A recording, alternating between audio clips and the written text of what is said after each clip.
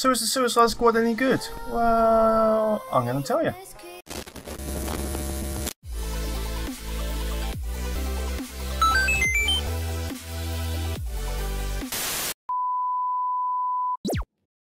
Welcome back guys, Mr. Rawlings here. So I saw Suicide Squad yesterday and I thought I'd give you my views on it. Now, I don't know if you saw my Batman vs Superman review, but basically I said the critics were wrong. Everyone seemed to pan it, but I really enjoyed it. It wasn't perfect by any stretch of imagination, but I really enjoyed it anyway. And I'm going to say the same for Suicide Squad. It seems to be panned again by the critics, but I think wrongly so really. What we need to remember is that it's a movie based on comic book superheroes or villains, where there's things which are unbelievable and special powers and stuff like that, so it's never going to be anything like real life. And so I think the critics are like expecting Godfather or Shawshank Redemption.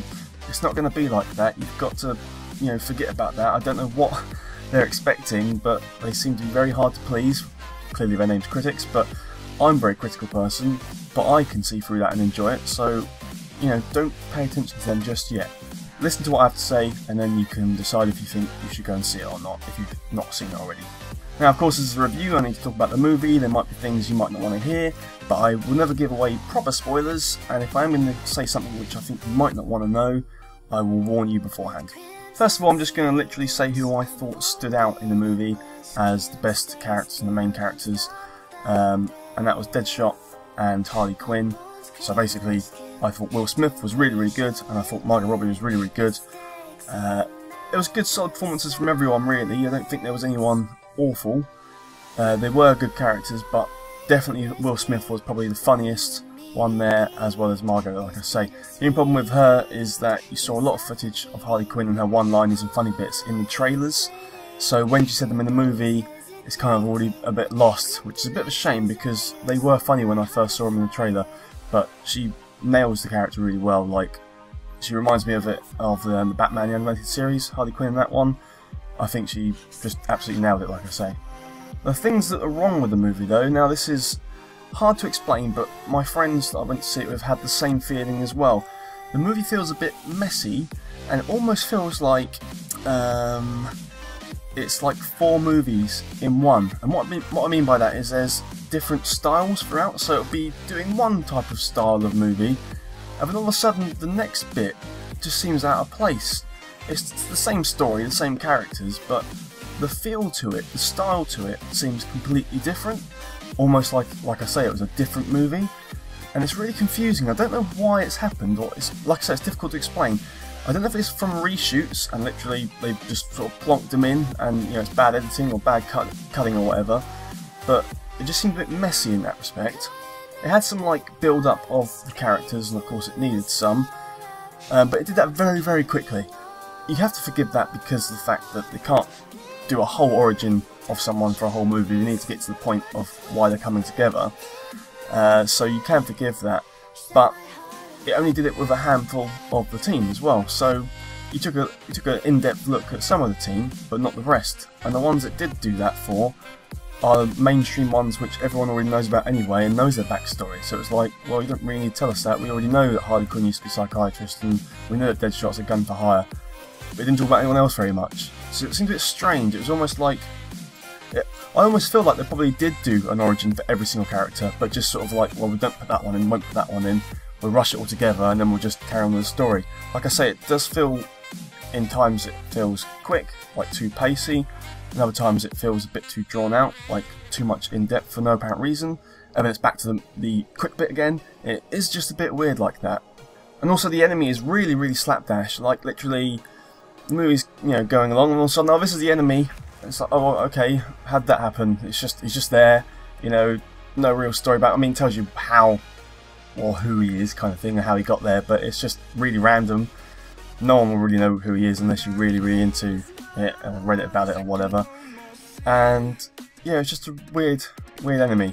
But you can forgive that bit because the movie was more about the squad and them coming together and their progression into a team, So the enemy was a little bit irrelevant anyway, but it was just weird the way he was plonked in, and then you see him again at the end, and that's when they're fighting or whatever. And it reminded me of Batman vs Superman, where the whole story is them talking, obviously, and then the enemy's just there at the end, and it's a bit quick. The enemy was here from the start, but you never really saw much of him or anything really about him. I don't know, it's difficult to explain, but it just was a weird enemy to have.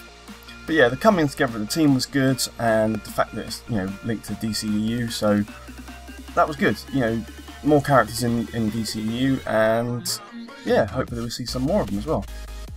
Now, one bit you may or may not know, I didn't read into it, so I didn't actually know, but you would have seen in the trailers Batman, you know, on top of Joker's car kind of thing. And this is, like I say, it's a bit of a spoiler, it's not really a spoiler, but you might want to put fingers in your ears. I didn't know Batman was really Ben Affleck, but he is. I just thought it was just some random Batman that weren't really going to show his face, you're only going to see him for 2 seconds kind of thing. But no, he's actually in it a little bit more than that, and it's genuinely the Ben Affleck Batman, which I thought was great. I didn't know they were going to do that. Like I say, you may already know that, but I didn't read into it, and I was pleasantly surprised. I was like, oh, they have actually used Ben Affleck. That's quite cool.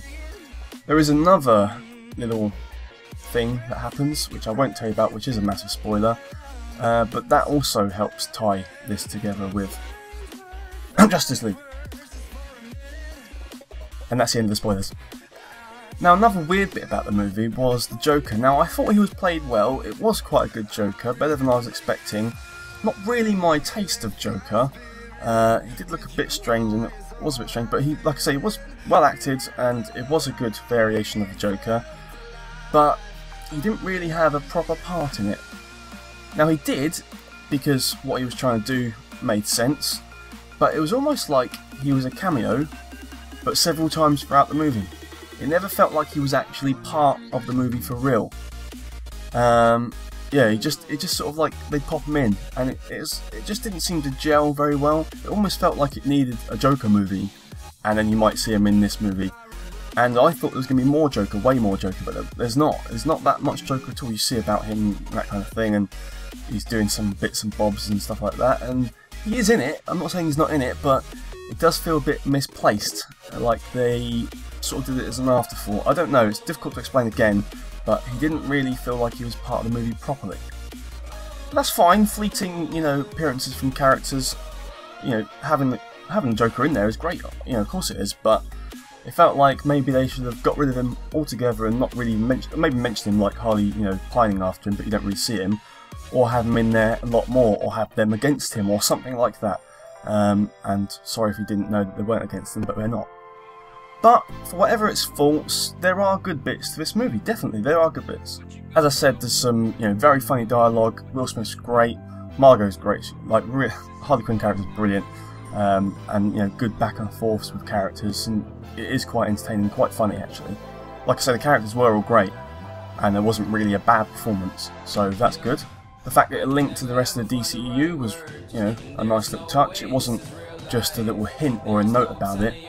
There's genuine things happening which you know it's linked to, so that's good. It's got everything you'd want from a superhero or supervillain movie. You know, it's got its action, the one-liners, like I say, crazy characters and abilities and strange things going on which make no sense. And all in all, it was a good superhero movie. It was only an alright movie, but it was a really good superhero movie. Does that make sense? So overall I'd give it 3.5 out of 5. That's not overly generous and it's not overly harsh. I think that's a fairly good score for it to have. It's worth watching it in the cinema. I don't regret going to, you know, cinema to see it. Cinema is quite expensive nowadays, so if you only go to cinema once in a blue moon, you don't need to go and see this movie there, just wait for it to come out. But if you go to cinema a lot, then yeah, definitely go watch it.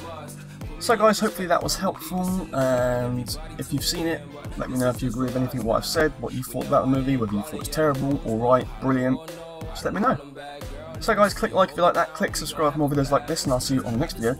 And until then, remember, critics are critics, and they like to criticise. Don't listen to what they say all the time, make up your own mind, okay? Bye! Guys, if you're still here, you're awesome! But as you are still here, why not check out some of my other videos? Oh, and if you haven't already, please click subscribe. Laters, haters.